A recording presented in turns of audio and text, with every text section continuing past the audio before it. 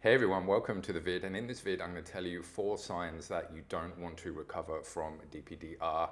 And I'm going to tell you some hard truths in this video, so it might be difficult to hear, but it is important that you know them. You might be doing these things unintentionally, or you might be doing them intentionally, but as someone who has helped a lot of people recover, I see these mistakes in them, and so it's important that you know these too. First one is having unrealistic or false preconceptions about what your life was like before you fell into the DPDR cycle. And this happens with everybody, and I see it a lot when I'm helping people recover through this. You'll say things like, I just want to go back to how things were. I just want my life how it was before. I just want to be able to connect again like I used to, and have fun again, and laugh again, and smile again, and all the other things. But let me tell you the things that you don't want back, and actually what you're not thinking about right now.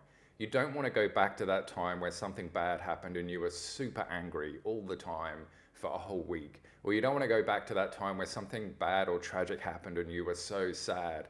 So the sort of point I'm getting here is that you're not actually thinking of all the negative things that happened to you before you fell into the cycle. The reason it's so important to put this into perspective is because when you say, I want to go back to how I was, what you're really saying is, I just want to be able to experience the positive things that I used to experience again. So when you say how I was, you're missing out literally 50% of your life of how you were with all the negative stuff that's going on. And so what this does, this puts so much pressure, and it puts such an unrealistic expectation on you that when you reach recovery, you're gonna go just back to this life where it's only positive, it's only happy, it's only fun, it's only all these good things, without actually realizing that all this bad stuff comes along with it as well, because that's just life. And so when you are frustrated and angry and stressed and worried, what do you think that's going to do? That's just going to keep you where you are right now, and it's just going to magnify everything which is already being magnified.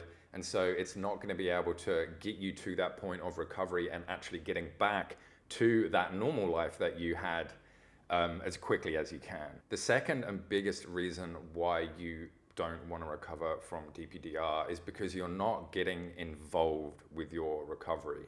And the evidence of this would be you're constantly seeking reassurance, you're constantly researching, you're constantly watching perhaps 2-minute YouTube shorts or TikToks or Instagram reels, hoping that some 2-minute video is going to give you the cure to get you to be recovered.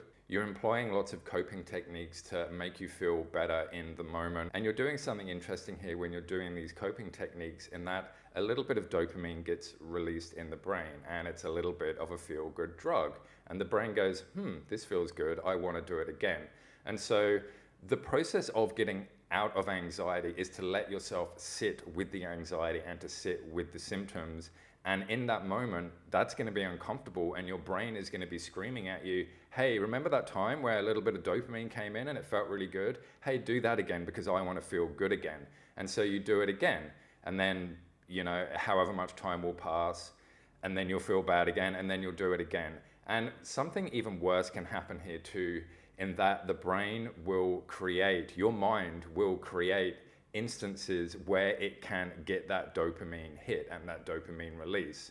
So if you're doing something like perhaps going down the rabbit hole, following your intrusive thoughts, or just really fixating on your symptoms, but really deep down you know that this isn't helping you because you've already done research knowing that it doesn't help you, but you do it anyway. And the reason that you do it is because then you get a chance to use a coping technique, you get a chance to get that dopamine hit, and you get a chance to feel a little bit better.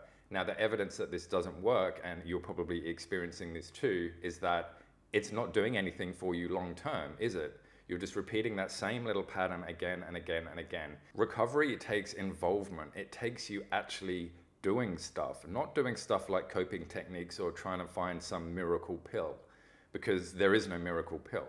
And coping techniques only cover up the anxiety, they don't actually fix the anxiety. The third sign that you don't want to recover from DPDR is that you don't actually start your recovery. And this might seem like a bit of an odd thing to say and a bit of an obvious thing to say.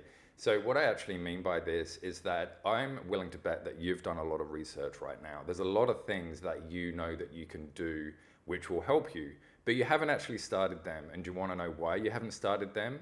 Because if you start them, then not only are you going to have to do the work to do them, this question's running through your mind of, well, what if it doesn't work?